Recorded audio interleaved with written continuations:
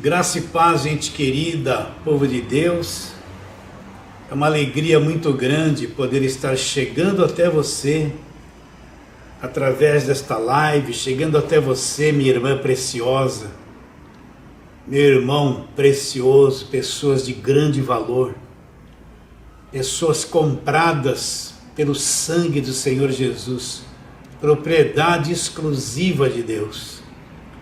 É uma grande alegria poder chegar até você e me tornar um participante do teu crescimento espiritual, trazendo a você esse arroz com feijão, esse leitinho, esse evangelho da graça de Deus.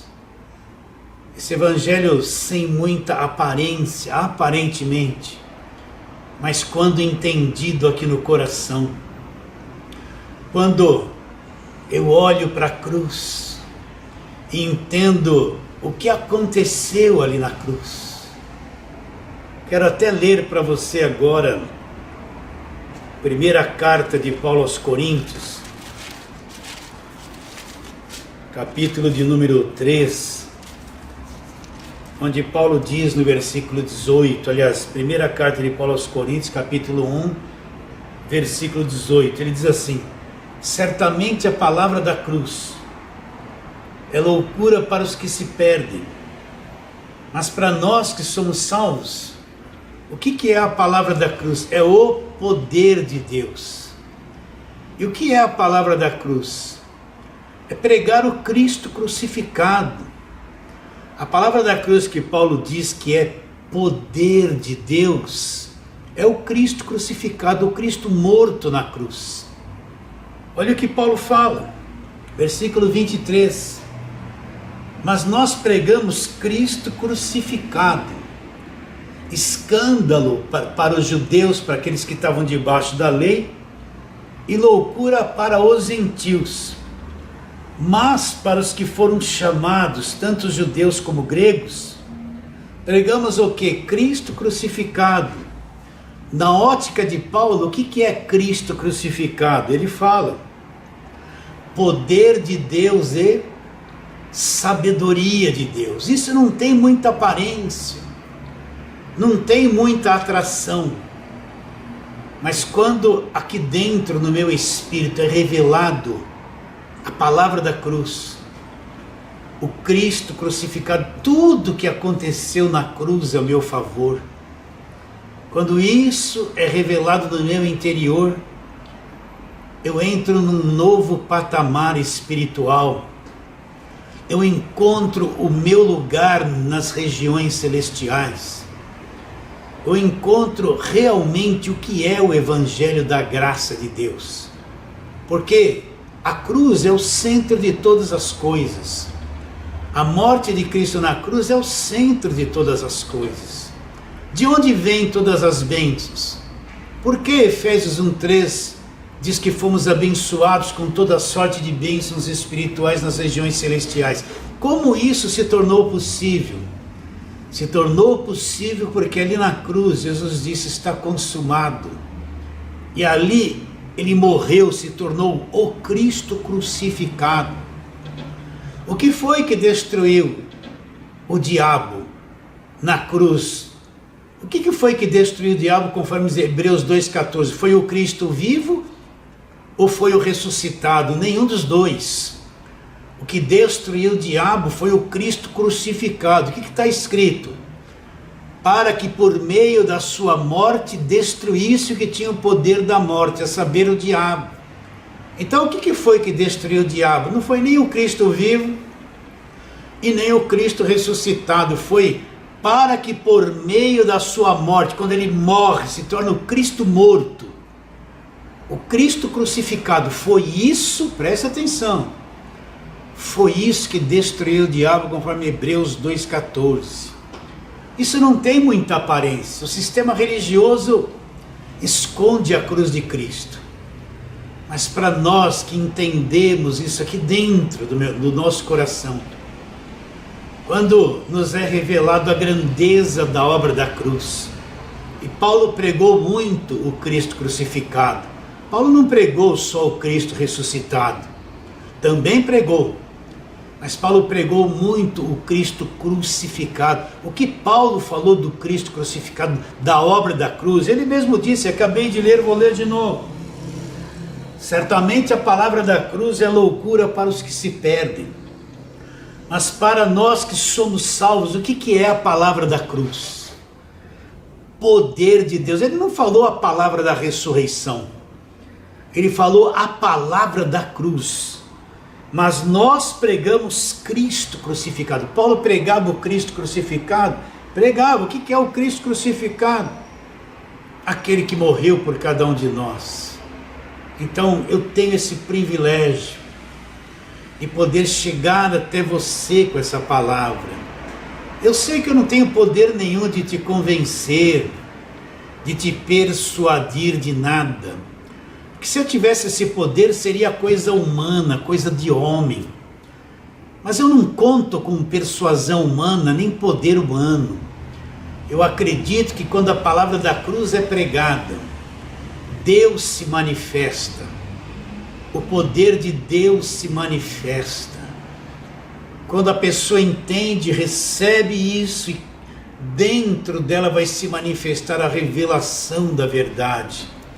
E esse é o objetivo principal deste ministério, alcançar você com a infalível palavra do Evangelho da Graça de Deus. Nós não estamos aqui para te confundir, para pregar coisas que te confundam, que deixam você com incerteza, porque no Evangelho não tem essa incerteza. Essa incerteza é quando eu ultrapasso as cartas de Paulo. Quando eu ultrapasso as cartas de Paulo e entro em outros campos, então eu vou começar a cair em contradição e incerteza. Por quê? Porque para ninguém foi revelado o Evangelho da Graça de Deus. Pedro já era apóstolo antes de Paulo.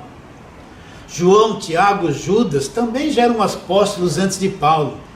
Por que Jesus não foi atrás deles e revelou o Evangelho da Graça de Deus a Pedro? Não revelou a eles.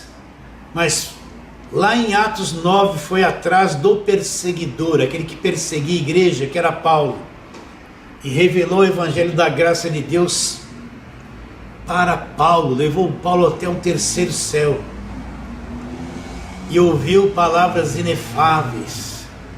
Será que você entende isso? Por isso que este Evangelho, Paulo fala, é o poder de Deus, e eu tenho o privilégio de alcançar você confiando no poder de Deus.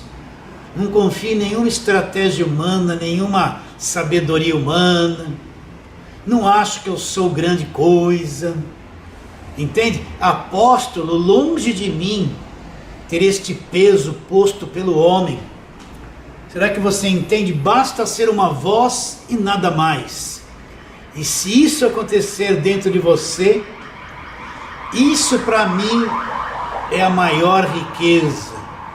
Isso para mim é a verdadeira prosperidade. A minha verdadeira prosperidade é que alguém como você entenda, receba e entenda este Evangelho da Graça de Deus.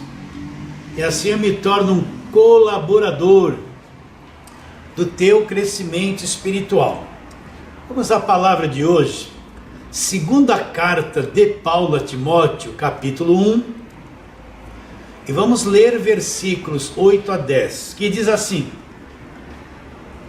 deixa eu abrir lá primeiro, né? Segunda carta de Paulo a Timóteo, capítulo 1, e vamos ler versículos de 8 a 10, que diz assim, não te envergonhes, portanto, do testemunho de nosso Senhor Jesus, nem do seu encarcerado que sou eu. Pelo contrário, participa comigo dos sofrimentos a favor do Evangelho, segundo o poder de Deus, que nos salvou e nos chamou com santa vocação, não segundo as nossas obras, mas conforme a sua própria determinação e graça, que nos foi dada em Cristo Jesus antes dos tempos eternos, e manifestada agora pelo aparecimento de nosso Salvador Cristo Jesus, o qual não só destruiu a morte, como trouxe à luz a vida e a imortalidade mediante o Evangelho, para o qual fui designado pregador, apóstolo e mestre. Essa semana eu recebi pelo WhatsApp algumas mensagens parecidas. Veja bem, eu recebo muitas mensagens e perguntas pelo WhatsApp. Quando é possível, algumas eu respondo, outras não é possível responder.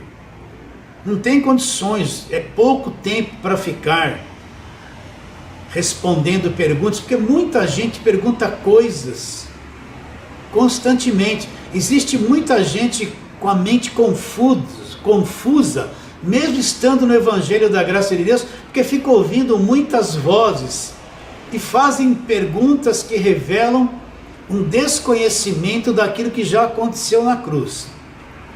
Mas algumas delas coincidiram em serem iguais. E pessoas que têm dúvida a respeito da salvação, e dá para entender que elas não entendem o que é salvação. Mesmo ouvindo o Evangelho da Graça de Deus, elas têm dúvida, porque elas vêm do sistema com aquela mentalidade que qualquer coisinha o nome vai ser escrito do livro da vida, qualquer mancadinha que elas derem, elas já perderam a salvação, qualquer coisinha, porque elas pensam assim, porque ainda na mente delas, elas acham, pode dizer que não, mas ainda na mente dela, lá no subconsciente, elas acham que a salvação ela é alcançada por obras e ela é mantida por obras. E se eu não tiver as obras que a organização evangélica me pede, então eu vou acabar perdendo salvação. Então as pessoas não têm certeza se são salvas. Quando você fala que a salvação não se perde, é um nó na cabeça delas, porque elas têm tanta dúvida de tantas coisas, né? Então, o que esse texto está dizendo? Paulo, escrevendo a Timóteo, fala: Timóteo, não se envergonhe do testemunho de nosso Senhor, nem do seu encarcerado que sou eu. Pelo contrário, participa dos sofrimentos a favor do Evangelho. O que Paulo está dizendo? Ele está dizendo que o Evangelho traz sofrimentos a favor do Evangelho. Então Paulo fala: não se envergonhe do testemunho de Jesus, participa comigo, tenha comunhão comigo, dos sofrimentos a favor do Evangelho. Agora ele fala que esse Evangelho é segundo o poder de Deus. Agora olha o versículo 9 que ele fala: que nos salvou. Ele já salvou, ele não vai salvar. Ele já salvou e nos chamou com uma vocação santa. Então, repare bem, você lembra o dia que você creu em Jesus Cristo de verdade, você teve revelação de que Jesus Cristo era verdadeiro, e que a Bíblia era verdadeira? Eu não sei como, quando, onde isso aconteceu, mas na vida de todos nós tem um dia que acontece, um dia na nossa vida que você, naquela linguagem comum, teve um encontro com Jesus Cristo, teu entendimento foi aberto e você creu de verdade que Jesus Cristo existe e Ele é o Salvador. Você não tem dúvida a respeito disso. No dia que aconteceu isso com você, você já foi salvo. A partir daquele instante que você creu em Jesus Cristo de verdade, o teu espírito foi despertado, você acordou para o mundo da fé, para o mundo invisível, para o mundo de Deus. Você foi salvo instantaneamente naquele momento, né? Vou ler de novo aquele Efésios 2:8, de novo, você vai até se cansar de tanto que eu leio isso. E aconteceu justamente isso, olha: porque pela graça sois salvos, mediante a fé. Isto não vem de vós, é um dom de Deus. Então, o que Paulo está dizendo? Quando eu creio no Senhor Jesus Cristo de todo o meu coração, o meu espírito acordou, eu fui ressuscitado no espírito. Eu criei em Jesus Cristo, eu fui salvo. Já fui salvo completamente, instantaneamente. O Salvador, aquele que executa a salvação, que é Jesus Cristo, me salvou. Independente de obras, não havia uma obra que eu pudesse fazer para ser salvo. Não existia, porque o homem não é salvo por nenhuma obra, ele é salvo pela fé. E até a fé que ele teve um dia, não veio dele, não foi ele que produziu, é um dom de Deus. Então, no momento que eu criei em Jesus Cristo, meu espírito acordou, foi despertado, eu fui regenerado, eu nasci de novo, seja lá qual for a frase. Eu fui salvo instantaneamente já fui selado com o Espírito Santo da promessa. Quer ver? Vamos lá para Efésios capítulo 1. Efésios capítulo 1, versículo 13 e 14. Vamos ler isso. Em quem também vós, depois que ouvistes a palavra da verdade. Então, o que é a palavra da verdade? O evangelho da vossa salvação, tendo nele também crido, fostes selados com o Espírito Santo da promessa, o qual é o penhor da nossa herança até o resgate da sua propriedade em louvor da sua glória. O que Paulo está dizendo?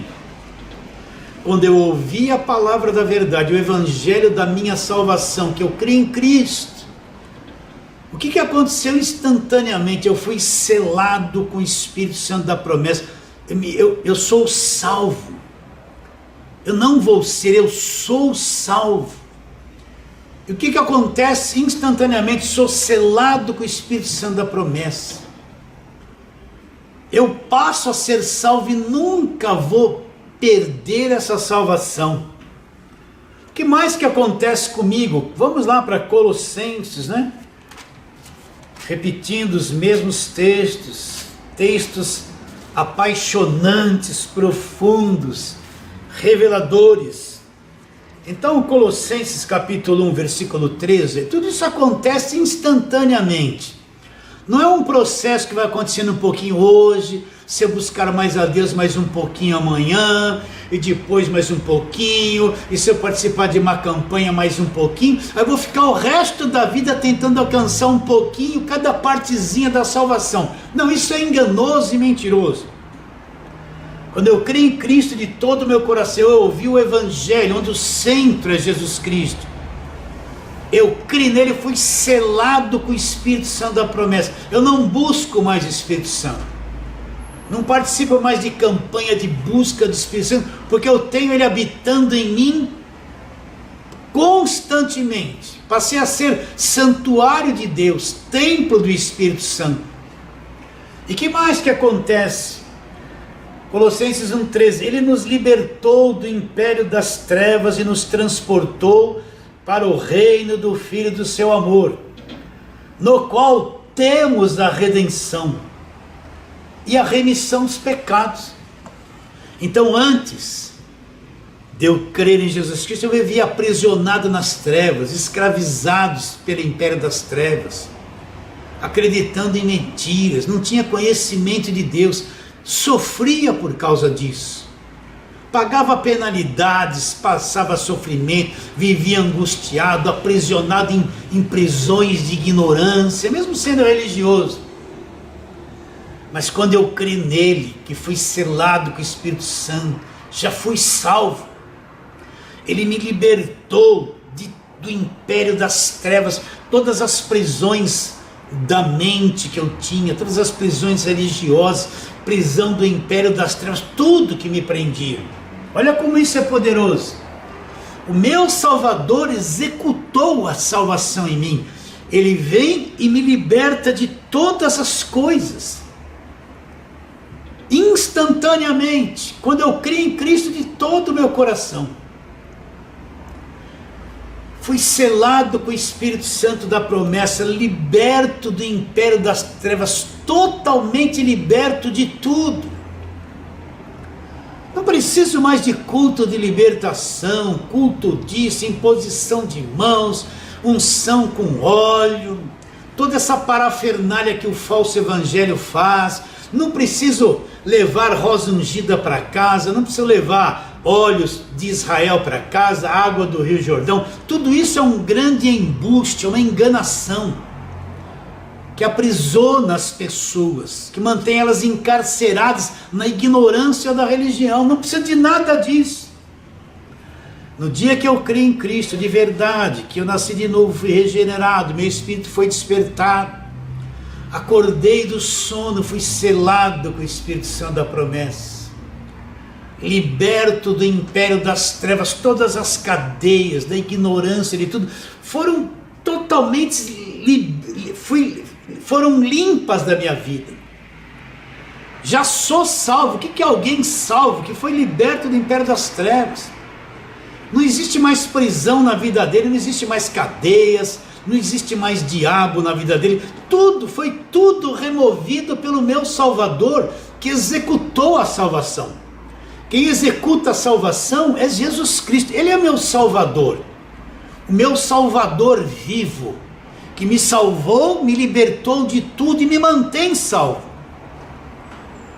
Mas o que acontece? A pessoa não fica sabendo disso instantaneamente. Tudo isso aconteceu com ela instantaneamente? Aconteceu. Mas agora a mente dela precisa ser renovada com o conhecimento do Evangelho. O que acontece? Se ela for para uma igreja de lei, igreja de voto, sacrifício, igreja de campanha, igreja pentecostal, né? Essa parafernália de igrejas que estão aí na televisão, se ela for para esses lugares, ela nunca vai aprender o Evangelho.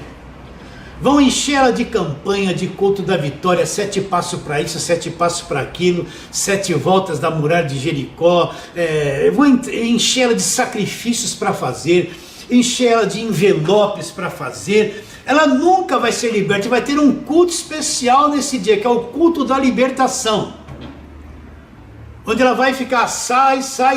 Ela sempre vai achar que tem um demônio na vida dela, um demônio na casa dela, um demônio no lar, que nunca sai, apesar de ela fazer 10 anos de campanha de libertação. Se ela não ouvir o Evangelho da graça de Deus, não for educada por esse Evangelho, não aprender, não comer esse Evangelho, não amadurecer, não crescer na graça e no conhecimento do Evangelho, ela pode ficar anos sendo livre, selada com o Espírito Santo, filha de Deus, herdeira de Deus, sem saber essas coisas, e ficar décadas enfiada num lugar que vão dar milhares de envelopes, vão tomar o dinheiro dela o tempo todo. Basta olhar para a televisão, você vai ver quem são eles. Vão explorar elas, vão pôr tanto diabo imaginário na cabeça delas. Ela vai passar anos sem entender o que é o Evangelho da graça de Deus, sem saber que no momento que ela creu em Cristo, ela foi liberta de tudo, foi selada com o Espírito Santo, está sem culpa, sem condenação, já é salva, não vai ser. Não precisa um processo, passos de salvação, não. O dia que ela creu de verdade, ela já foi salva, liberta do império das trevas. E o que mais o versículo fala?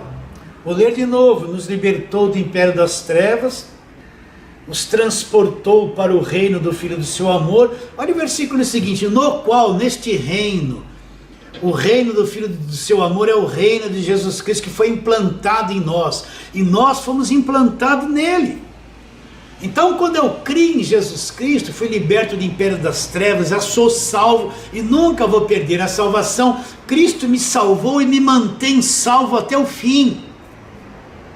Ele me transportou e me pôs no reino do Filho do seu amor. O que eu encontro neste reino? Olha o que Paulo diz: no qual temos a redenção. O que é redenção? Fim da escravidão, fim de cativeiro, fim de prisões. Olha, eu estou te lendo isso aqui, eu não estou inventando. Olha aqui, ó, nos libertou do império das trevas, nos transportou para o reino do Filho do seu amor, no qual nós temos a redenção. O que é redenção? libertação total, salvação total, liberto de tudo, é o fim da escravidão. Será que você entende isso? Não está escrito isso aqui? Se eu procurar isso antes da cruz, não vou entender. Eu vou ainda estar fazendo campanha para entrar naquela terra prometida, lá do Velho Testamento. Mas se eu já passei pela cruz, eu entendo que a redenção já se cumpriu na minha vida, já houve a redenção. Eu não estou tentando entrar em terra prometida. Eu não estou lutando para que a porta se abra. Eu não estou tentando vencer alguma coisa, eu já venci tudo através dele. A porta já se abriu. Eu já estou dentro do Evangelho, eu fui transportado para o reino do Filho do seu amor. Já sou salvo, e isso não pode ser quebrado. Se isso pudesse ser quebrado, então a obra da cruz, o Cristo crucificado, o sangue derramado não serviriam para nada, seria uma coisa frágil. Por quê? Porque eu poderia perder a salvação. Então não seria o suficiente o que ele fez na cruz. Então, no qual, neste reino onde nós estamos, nós temos a redenção. E que mais ele mostra aqui? E a remissão dos pecados. O que significa a palavra remissão? Significa que eu fui perdoado, eu fui absolvido, sobre mim não pesa mais nenhuma culpa. E alguém poderia perguntar, vamos dar o exemplo para você entender isso. Você vai comprar um produto no mercado. Eu mesmo hoje fui comprar um óleo de coco extra virgem e olhei lá, data de fabricação, data de validade, até 2021, estava dentro da data de validade. Mas na questão de salvação não tem data de validade, você entende? Cristo me libertou, me salvou e me mantém salvo, e houve a remissão dos pecados até o fim da minha existência terrena. Não tem prazo de validade. A obra da cruz, a morte de Cristo na cruz, o sangue derramado, é uma coisa tão gigantesca, tão poderosa, tão estratosférica, tão sem limites, tão perfeita, que não tem prazo de validade, é para o resto da vida. Então quer dizer, pastor, alguém poderia perguntar, que esse perdão e essa absolvição é para o resto da vida? É para o resto da vida. Mas pastor, e se eu perder a paciência? Está pago. E se eu errar nisso, naquilo? Está tudo pago. Ele já pagou pelos meus pecados, por toda a minha existência aqui na terra. Agora quem está na lei vai dizer assim, não, então quer dizer que eu posso adulterar, posso fazer um montão de coisa errada? Não pode. Porque ele fez tudo isso e me incumbiu de levar a minha natureza terrena à morte. Então, pelo meu homem interior, eu tenho que ir matando essa natureza terrena. Isso faz parte do aperfeiçoamento. Mas que ele quitou toda a minha dívida, ele me absolveu. Ele me perdoou para sempre. Nada pode quebrar a grandeza do perdão. Nada pode quebrar o poder dessa absolvição. Já sou salvo. O sacrifício foi perfeito. O pecado foi cravado na cruz. A lei teve o seu fim na cruz. Vamos ler, eu tenho que ler Colossenses para você. 2,14, o que está escrito lá? Presta atenção nisso. Tendo cancelado o escrito de dívida, era contra nós, constava de ordenanças, o qual nos era prejudicial, removeu inteiramente, encravando-o na cruz. O que Paulo está dizendo?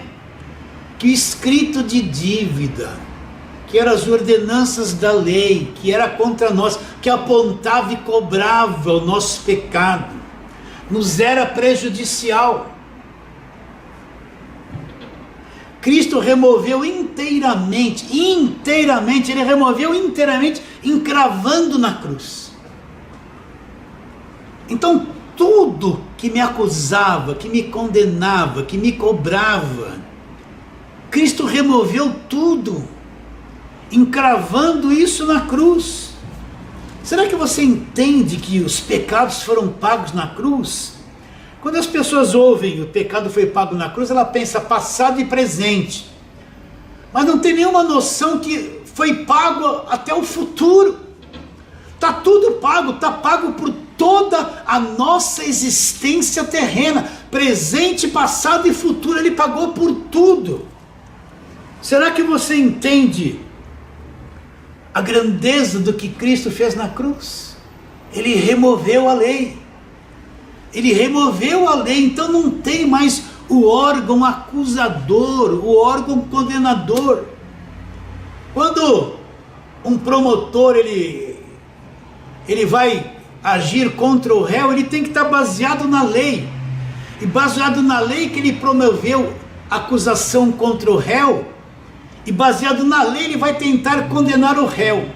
Mas se não existir lei, como é que ele vai tentar condenar? Se não há lei, não há mais condenação. Então eu tenho que entender isso. Que Cristo removeu o escrito de dívida que era a lei. Ele removeu inteiramente, encravando na cruz. Deus não pega mais a lei para me acusar. Ele removeu inteiramente na cruz. Então quero ler aqui versículo 7 do capítulo 7 de Romanos. Paulo está dizendo: que diremos, pois, é a lei pecado? De modo nenhum. Mas eu não teria conhecido o pecado senão por intermédio da lei. Pois não teria eu conhecido a cobiça se a lei não dissera, não cobiçarás. Mas o pecado, tomando ocasião pelo mandamento, despertou em mim toda sorte de concupiscência. Agora olha o que ele fala: porque sem lei está morto o pecado. Então olha que coisa interessante. A lei despertou em mim toda sorte de concupiscência. A lei despertou em mim tudo aquilo que era pecado e me matou. Agora Cristo vem e remove a lei.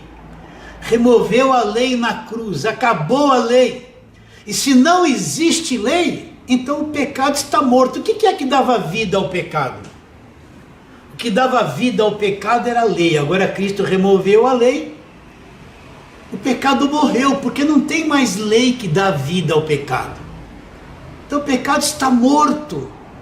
Onde isso aconteceu? Na cruz. Por isso que ele fala em Colossenses, ele diz o quê? Tendo cancelado o escrito de dívida que era contra nós, que constava de ordenanças, nos era prejudicial. Olha lá, olha a lei aqui. Cristo removeu inteiramente, encravando-o na cruz. Ora, se a lei é que me condenava e despertava o pecado em mim, e Cristo matou a lei, cumpriu a lei, destruiu a lei, removeu a lei na cruz, então logo o pecado está morto, a condenação foi destruída, o instrumento que me condenava foi destruído na cruz do Calvário. Será que você entende isso? Será que você crê nisso que eu estou te dizendo? Isso é uma coisa tão clara e ao mesmo tempo tão obscura. Porque quem não entendeu que a lei acabou, que Deus se utilizava da lei para condenar o homem, e ele mesmo removeu a lei, agora não tem mais instrumentos para condenar o homem. Por isso que aquele que crê em Jesus Cristo nunca vai perder a salvação, porque Deus removeu a lei, não tem mais o órgão acusador. Não tem mais o órgão acusador. Então, fazendo assim na cruz do Calvário, é aquilo que nós lemos em Colossenses 1,14, no qual temos a redenção e a remissão dos pecados, a absolvição. Cristo nos absolveu do pecado. Cristo nos absolveu, Ele eliminou a lei, Ele trouxe para nós a redenção, a escravidão. Então, para toda a nossa vida, você que crê, você que é filho, você que foi chamado, o sacrifício da cruz é a coisa mais excelente, gloriosa que existe. Ele trouxe a remissão dos pecados, a absolvição. O pecado foi cravado naquela carne do Senhor Jesus Cristo, e ali foi julgado, e ali foi morto e removido. Eu não tenho poder para fazer você entender isso, nem estou me esforçando, porque eu sei que quando a palavra da verdade é falada, quando a palavra da verdade é pregada, eu sei que a ação de Deus se manifesta. Deus é que faz a pessoa entender, não sou eu. Deus é que revela, não sou eu. Por isso eu estou aqui tranquilo, confiando que neste momento o poder de Deus se manifesta na tua vida, e você entende isso claramente. Que bom que não sou eu que preciso convencer. Eu não faria um bom serviço se fosse eu, mas é Deus que revela, é Deus que convence, é Deus que abre o entendimento. E eu estou te lendo aqui, eu não estou inventando, eu estou te lendo que houve a remissão dos pecados, a absolvição para o resto das nossas vidas. Então nada mais pode condenar. Porque Romanos 8:1, Paulo fala: agora pois, depois que você, para você entender Romanos 8:1, você tem que entender desde o capítulo 1 e entender até o capítulo 7 inteirinho de Romanos. Você quer saber o que é evangelho? Leia Romanos do capítulo 1 ao capítulo 7. Você vai entender evangelho aqui. Evangelho não é Mateus, Marcos, Lucas e João antes da cruz, não é. Você quer entender o que é evangelho? Aprende os 7 primeiros capítulos de Romanos. Isso é evangelho. Evangelho não é a cura do cego, a cura da mulher do fluxo de sangue, a cura do leproso, a multiplicação do pão e do peixe, Jesus andando sobre o mar. Tudo isso é muito bonito, mas Jesus está como judeu cumprindo a lei. É tudo muito bonito isso, mas isso não é evangelho. Você quer entender o que é evangelho? Romanos capítulo 1 até o capítulo 8, você vai entender o que é evangelho. Então por que Paulo fala no capítulo 8 de Romanos? Ele diz: agora pois, nenhuma condenação existe, nenhuma condenação há do verbo haver, do verbo existir. Para quem? Para os que estão em Cristo Jesus. O que ele fala? Porque a lei do Espírito da vida em Cristo Jesus me libertou de uma outra lei. De qual lei? Da lei do pecado e da morte. Então, na morte de Cristo na cruz, Cristo removeu a lei. Removeu a lei do pecado e da morte. O que era a lei do pecado e da morte? A lei trazida por intermédio de Moisés. Então o que ele está dizendo? Agora, pois, nenhuma condenação existe para aqueles que estão em Cristo, que estão no reino, para aqueles que são salvos, que foram transportados, postos, estão em Cristo. Aí ele diz que a lei foi mudada, porque a lei do Espírito da vida em Cristo Jesus, que entrou em mim, me libertou da lei do pecado e da morte. Que lei do pecado e da morte é essa? A lei de Moisés, que apontava o pecado, que foi cravada na cruz e removida na cruz. Então Deus não tem mais meios de te condenar, porque a lei, que era um instrumento de condenação, foi removida na cruz. Houve a remissão dos pecados, você foi absolvido e nunca mais vai perder a salvação. Agora, se não tiver uma visão clara do Cristo crucificado, do Cristo morto, da obra de Cristo na cruz, eu não entendo essas coisas. Porque ainda aquele conceito mentiroso, que eu tenho que me esforçar, pagar preço, lutar muito, guerrear todos os dias, vigia irmão, vigia irmão, vigia irmão, a falsa palavra, vigia irmão, vigia irmão. Eu vou achar que todo esse monte de coisas, se eu não cumprir, eu perco a salvação, porque eu estou confiando em doutrinas de homens para ser salvo, mas não confio no que Cristo fez na cruz. Por isso que ele fala, a palavra da cruz é loucura para os que se perdem, mas para nós que já somos salvos, o que é a palavra da cruz? É o poder de Deus, e não há mais condenação. Vamos voltar lá para Efésios, capítulo de número 1, porque tem que ficar claro na tua mente, no teu espírito, o que é essa remissão dos pecados. Significa que Deus removeu todos os pecados.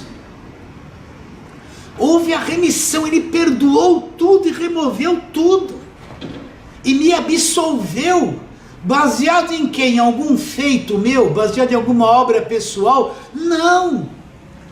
Baseado somente no Cristo crucificado, que disse: está consumado. E o véu do templo se rasgou de alto a baixo e tudo se consumou.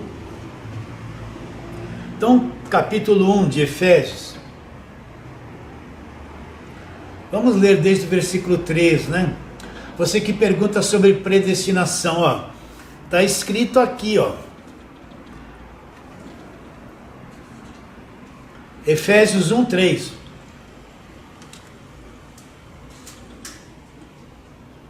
Que diz assim: bendito Deus e Pai de nosso Senhor Jesus Cristo, que nos abençoou com toda sorte de bênçãos espirituais nas regiões celestiais em Cristo. Então nós estamos no reino do Filho do seu amor, nós estamos em Cristo, neste reino.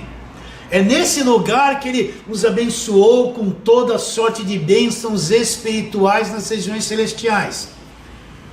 Esse nosso mundo material, ele é uma expressão de um mundo espiritual, de um mundo invisível. Lê aqui mesmo em Colossenses, deixa eu te explicar isso. Colossenses capítulo 1, onde Paulo está falando que Jesus Cristo é Deus. No versículo 16 ele diz: pois nele foram criadas todas as coisas, nos céus e sobre a terra, as visíveis e as invisíveis, sejam tronos, sejam soberanias, quer principado, quer potestade, tudo foi criado por meio dele, e para ele, ele é antes de todas as coisas. Então Cristo é o criador dos dois mundos, do mundo invisível que nós não vemos, chamado de regiões celestiais, e do mundo visível que nós vemos, o mundo material. Esse mundo material, ele é uma expressão do mundo invisível, do mundo espiritual. O mundo espiritual se expressou e houve a criação desse mundo material. Então, onde é que nós somos abençoados com toda sorte de bênçãos? Nas regiões celestiais. Agora, todas as bênçãos vêm de lá e se expressam, se manifestam no mundo material. Mas lá já está tudo consumado, já está tudo realizado. Eu só preciso entender e crer. E elas se materializam aqui no nosso mundo material. Continuando. Versículo 4. Assim como nos escolheu nele antes da fundação do mundo. Então, antes da fundação do mundo, antes que houvesse mundo, Deus nos conheceu e nos escolheu. Antes da fundação do mundo, antes dele dizer haja luz e houve luz, antes da queda do homem em Gênesis 3, antes da formação de Adão. Então, ele nos escolheu, ele nos conheceu e nos escolheu antes da fundação do mundo. Está aqui, ó. Se for procurar muito disso no Velho Testamento, a coisa vai ficar meio nublada, porque uma boa parte disso estava oculto no Velho Testamento. Mas quando, depois da cruz, Deus dá a entender essa sabedoria oculta e revela aquilo que eles não entenderam lá no passado. Então, versículo 4, assim como nos escolheu nele antes da fundação do mundo, para quê? Para sermos santos e irrepreensíveis perante ele em amor. Nos predestinou para ele para a adoção de filhos, por meio de Jesus Cristo. Então ele nos predestinou para ele, por meio de Jesus Cristo. Então tudo é por meio de Jesus Cristo. Nós somos predestinados para ele através de Cristo. Cristo não sai fora dessa predestinação. É por meio de Jesus Cristo que ele nos predestinou para ele, para a adoção de filhos por meio de Jesus Cristo. E irrepreensíveis, segundo o beneplácito que propuseram em Cristo. Ele propôs que seria assim em Cristo, para louvor da glória da sua graça que ele concedeu gratuitamente no amado. Agora no versículo 7. Em quem? Em Cristo, onde nós estamos. Em Cristo, onde nós estamos, fomos transportados e postos no reino do Filho do seu amor. Em Cristo nós temos a redenção pelo seu sangue, o fim do cativeiro. E de novo aparece a mesma frase: e a remissão de todos os pecados. Então houve a remissão de todos os pecados. Você entende que o que é remissão? Você precisa guardar essa palavrinha, entendê-la aí no seu espírito. Significa que eu fui absolvido, eu fui perdoado para sempre, absolvido para sempre e perdoado para sempre, mesmo sujeito a ênfase das obras da carne, que de vez em quando eu vou cair e estou sendo aperfeiçoado, e estou crescendo, e estou aprendendo a administrar essa carne, ainda vou cair muito nas obras da carne. Mesmo caindo nas obras da carne, estou perdoado para sempre, absolvido para sempre. Olha que não existe mérito humano, não existe mérito humano, não existe nada que a carne possa produzir, é uma obra perfeita, exclusiva de Deus, santa, perfeita. Fui absolvido para sempre, fui perdoado para sempre, não tem volta. A lei foi removida, a lei não pode mais se levantar e falar, olha, porque a lei não existe mais na ótica de Deus, ela acabou na cruz. O escrito da dívida acabou na cruz, foi cravado, morto e destruído. Onde não há lei, não há pecado. Eu sei que quem não teve a mente renovada vai ter uma dificuldade de entender isso. Aquele princípio da carne de obras vai manifestar, a pessoa fica com raiva de ouvir essas coisas. Mas para aquele que está entendendo, que está tendo revelação, isso é doce, isso é profundo, isso é lindo, isso é uma riqueza, isso é uma herança, isso é uma perfeição, isso é a coisa mais gloriosa. É o poder de Deus, é o poder de Deus, olha, no qual temos a redenção pelo seu sangue e a remissão dos pecados, ela segundo a riqueza da sua graça. Então, onde abundou o pecado, superabundou a graça. Agora, quem garante todas essas coisas? Presta atenção. Quem garante todas essas coisas? O próprio Jesus Cristo garante tudo isso. Não sou eu que me garanto. Não sou eu, não é o meu esforço, não são as minhas obras. Eu não tenho condições de me garantir. Quem me garante? Quem é o meu avalista? Quem é o meu que me sustenta em tudo isso? É Jesus Cristo, é Ele que me salvou, me mantém salvo e sustenta todas essas coisas. Ele é o sustentador. Será que você entende isso? Ele mantém todas as coisas. Então vamos ver um texto aqui, Efésios capítulo 4, presta atenção, você tem que ter clareza sobre isso. Você tem que ter clareza sobre isso. Efésios capítulo 4, versículo 8, diz assim: quando ele subiu às alturas, levou o cativo o cativeiro e concedeu dons aos homens. Ora, o que quer dizer subiu, senão que também havia descido às regiões inferiores da terra? Aquele que desceu é também o mesmo que subiu acima de todos os céus para encher todas as coisas. Repare bem, duas coisas interessantes. Primeiro, ele levou o cativo o cativeiro, e depois ele subiu acima de todos os céus. A Bíblia revela até o terceiro céu, mas está dizendo que ele subiu acima disso para preencher todas as coisas. Então você sabe que Jesus veio, ele se encarnou, viveu na terra, foi Jesus, um judeu, cumpriu a lei, foi para a cruz, ressuscitou, voltou ao céu, foi glorificado. Você pode ver que ele, quando apareceu para o apóstolo Paulo, aquele mesmo corpo que ressuscitou, que foi assunto aos céus, foi glorificado. Você pode ver que quando ele aparece para o apóstolo Paulo, ele já aparece brilhante, glorificado, você sabe disso. Mas esse texto está dizendo que quando ele voltou às alturas, quando ele saiu aqui da terra, cumpriu o ministério e voltou para os céus, o que ele fez? Para você entender que quem garante a salvação é Jesus Cristo.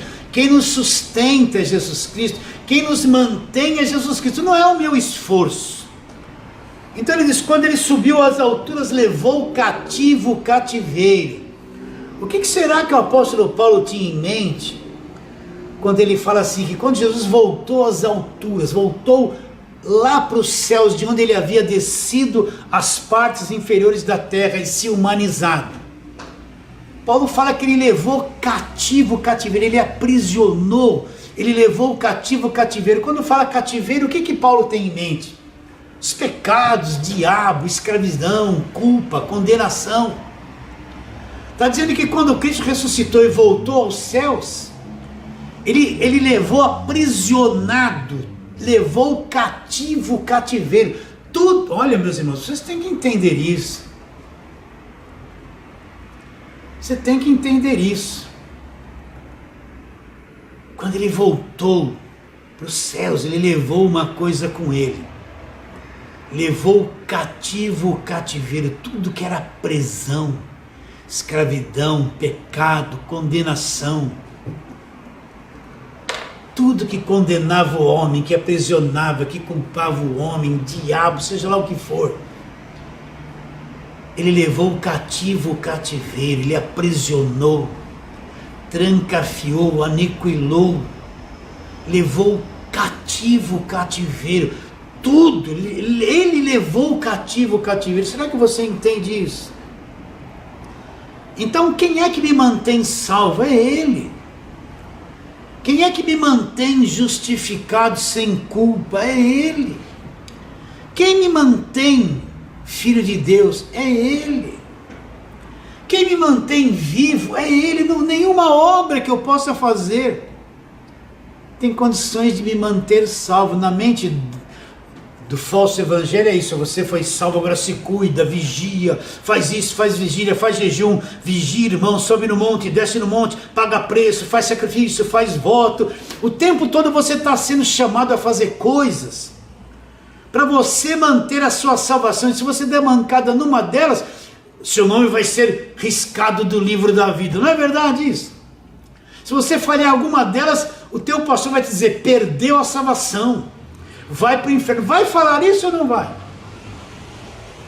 Porque eles acham que você que mantém, que manter a salvação é essa parafernália de obras mentirosas que não te levam a nada. Você tem que lutar para fazer isso, para manter a salvação. Mas Cristo é o nosso mantenedor, é o nosso garantidor. Ele levou cativo o cativeiro, tudo que aprisionava ele levou aprisionado. Escravizou tudo que nos escravizava e aniquilou, levou cativo o cativeiro.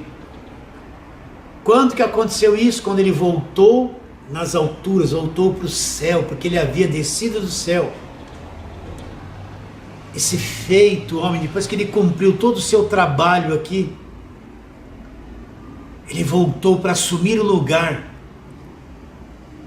de onde ele havia descido. Olha aqui que coisa interessante. Versículo 10, aquele que desceu também é o mesmo que subiu acima de todos os céus. Então presta atenção. Ele subiu acima de todos os céus. É revelado na Bíblia que existe o primeiro, o segundo e o terceiro céu. Paulo disse isso. Mas ele está dizendo que ele subiu acima de todos os céus.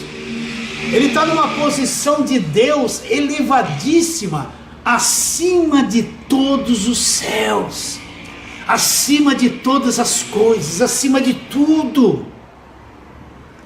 E ele diz lá o versículo, para encher todas as coisas. Então dá a entender que quando ele desceu aqui para a terra, ficou algo vazio lá em cima, que agora depois que ele cumpre o ministério dele terreno, ele volta para encher todas as coisas, acima de todos os céus.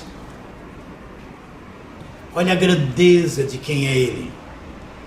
Por isso que ele é o que garante a minha salvação, que me mantém salvo, que me salvou, me mantém salvo para sempre, nunca hei de perder a salvação. Vamos ler mais um texto, Efésios capítulo de número 1. Está falando aqui da ressurreição de Jesus Cristo. Versículo 19.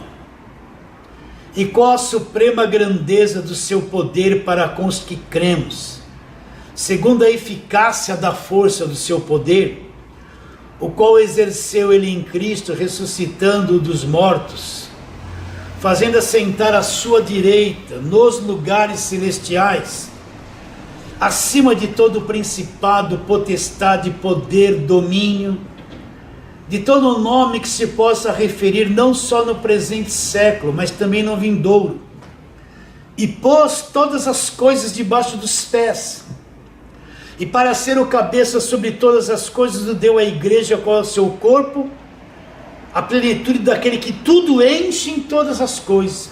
O que esse texto está dizendo? Ele está mostrando a posição que Jesus Cristo está.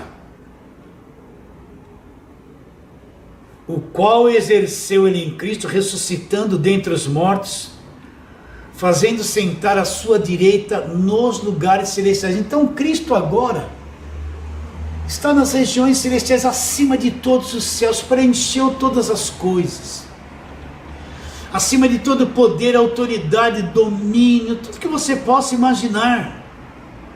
Ele é o administrador de todas as coisas, o controlador de todas as coisas. Nós estamos nas mãos dele, ninguém nos arrebatará das suas mãos. Será que você crê nisso? Agora, olha o que o texto diz, está acima de tudo, olha lá, acima de todo principado, potestade, poder, domínio, e de todo nome que se possa referir, não só no presente século, mas também no vindouro. Ele está acima de tudo. Olha lá, e pôs todas as coisas debaixo dos pés, e para ser o cabeça sobre todas as coisas, deu à igreja qual é o seu corpo, a plenitude daquele que tudo enche em todas as coisas. Então tudo está debaixo dos pés dele. Você está com medo das coisas do tempo do fim? Está com medo da Covid-19? Está com medo? O pessoal está preocupado com um chipzinho que vai pôr debaixo da pele. O pessoal está preocupado com o fim dos tempos. Jesus voltou, Jesus não voltou. Você não tem que se preocupar com nada dessas coisas. Você é uma pessoa salva para sempre. Ele é o teu mantenedor, o teu sustentador. Todas as coisas estão debaixo dos seus pés. Entende? Ele está no controle de tudo. Você acredita nisso? Você é salvo, guardado pelo poder de Deus. Está com medo do quê? Está preocupado com o quê? Eu sei que demora anos para ter esse entendimento, mas que tem agora. Acima de todo principado, potestade, poder, domínio, e de todo nome que se possa referir, não só no presente século, mas também no vindouro. Olha lá, e pôs todas as coisas debaixo dos pés, e para ser o cabeça sobre todas as coisas, deu o que a igreja, qual o seu corpo. Então a igreja tem um cabeça. Quem é o cabeça da igreja? É Jesus Cristo. Repare bem que todo o teu corpo é movimentado pela cabeça. Você tem o teu cérebro aí, olha, para mim está falando para você, é o meu cérebro que está emitindo as palavras, minha língua obedece, meus lábios se movem, minhas mãos se movem, eu me expresso, tudo está sendo controlado pelo meu cérebro. Se eu estou aqui levantando as mãos, esse ato de levantar as mãos é ordem do meu cérebro. Se eu estou piscando os olhos, a ordem de piscar os olhos é do meu cérebro. Se eu estou falando e respirando, o cabeça, o cérebro está controlando tudo, trabalhando em tudo, emitindo a ordem perfeita em tudo. Então Cristo é o cabeça da igreja, o controlador da igreja, o que movimenta a igreja, que faz a igreja agir, que nos levanta para pregar o evangelho da graça de Deus. Ele é o cabeça, ele está no controle de tudo. Acima de todo poder, de todo domínio, de tudo que você possa imaginar. Ele voltou, levou cativo o cativeiro e preencheu todas as coisas acima de todos os céus. Nós não estamos crendo num Jesus Cristo pequeno, num Deus pequeno, Que nem o falso evangelho. Jesus Cristo que te liberta hoje, amanhã você precisa de libertação. Ele te liberta na segunda, na quarta-feira você está preso. Aí liberta na quarta, na sexta-feira precisa te libertar de novo. Você passa uma vida, liberta e é aprisionado. Libertado, aprisionado. O demônio saiu hoje, amanhã ele voltou. O demônio saiu hoje, amanhã ele voltou. Quem vive no evangelho assim, está neurótico, está perturbado. Totalmente perturbado. Ele é o cabeça e sustentador de todas as coisas. E quando ele voltou às alturas, levou cativo o cativeiro. Aí eu faço uma pergunta. Você entendeu isso que eu disse? E você precisa de libertação? Você é filho de Deus. Você precisa de libertação? Eu preciso de libertação? A igreja verdadeira, que é o corpo de Cristo, precisa de libertação? A igreja verdadeira, que é a noiva de Cristo. A igreja é a noiva de Cristo. Precisa de libertação? Não! Cristo já nos libertou de tudo, já está tudo consumado. Já nos libertou de tudo, nos salvou, nos mantém a salvação e nunca, jamais perderemos a salvação. Será que você entende isso, minha irmãzinha querida? Está em dúvida? E você, meu irmão precioso, eu não te conheço, mas aqui dentro, deixa eu te falar uma coisa, lá na velha aliança, quando o sacerdote, ele ia entrar no Santos dos Santos, ele tinha uma estola sacerdotal, e nessa estola, tinha 12 pedras, cada pedra dessa simbolizava uma tribo de Israel, e quando ele entrava naquele lugar santo dos santos, ele trazia no coração dele, na estola sacerdotal, aquelas 12 pedras, representando as 12 tribos de Israel, como se ele trouxesse no coração, na presença de Deus, as 12 tribos de Israel. É a mesma coisa, quando eu falo assim, meu irmão amado, é como se vocês todos estivessem dentro de mim, no meu espírito, e eu venho com vocês no meu coração, no meu espírito, com todo cuidado para não te ferir, não te confundir, não te machucar. Com todos vocês, você entende isso? Olha, nós estamos, hoje em dia você faz vida e você fala com 4, 5 pessoas ao mesmo tempo aqui no celular. Fala ou não fala? Essa é a conexão no espírito, nós todos estamos conectados. Eu estou em espírito em você, você está em espírito em mim. Nós estamos conectados no espírito, uma coisa profunda. Nós somos um só espírito com o Senhor. Então quando eu venho aqui, eu venho com essa conexão para que o teu espírito acorde, se desperte. E isso gera um amor pelas pessoas, mesmo que eu não te veja. Mas eu sei que aí atrás tem uma irmãzinha com os olhos brilhando, despertando. Eu sei que aí atrás existe um irmão barbudão, bigodudo, pode ser até cabeludo, acordando lá dentro. Nossa, isso é extraordinariamente lindo. Eu sei que essa conexão existe. Você aceita essa palavra de hoje, meu irmão querido? Vamos voltar no mesmo texto, segunda carta de Paulo a Timóteo, capítulo número 1. Vamos ler o mesmo texto para terminarmos. Não te envergonhes, portanto, do testemunho de nosso Senhor, nem do seu encarcerado que sou eu. Paulo está dizendo.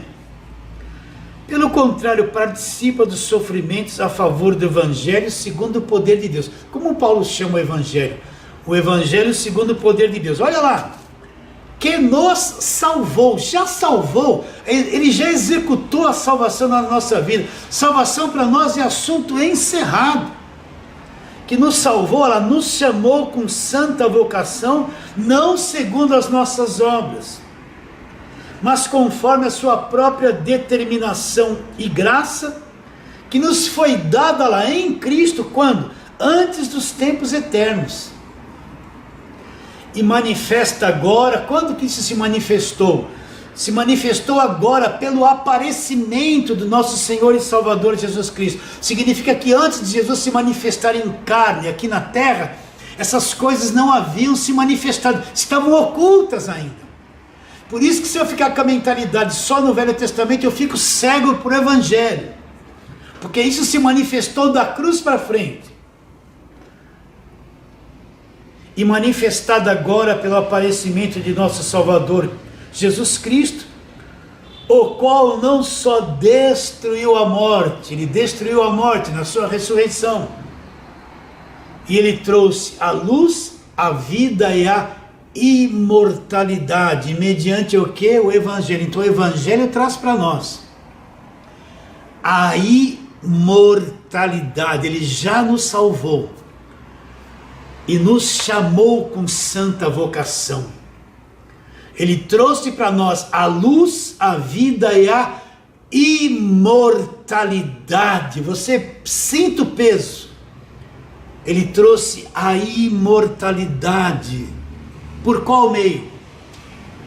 Mediante o Evangelho da graça de Deus. Entende isso, minha irmã querida, meu irmão querido? Foi uma alegria estar com você até agora nesta live. Eu sei que a palavra de Deus fará obra no teu coração.